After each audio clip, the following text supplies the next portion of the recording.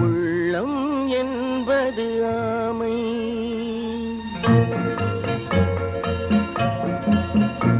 அதில் உண்மை என்பது ஊமை.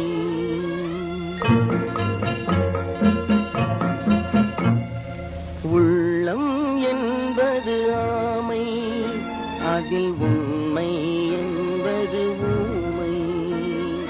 சொல்லில் வருவது பாதி, நெஞ்சில் தூங்கி கிடப்பது நீதி.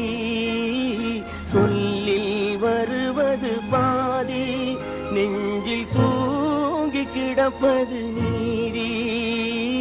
உள்ளம் என்பது ஆமை, அதில் உண்மை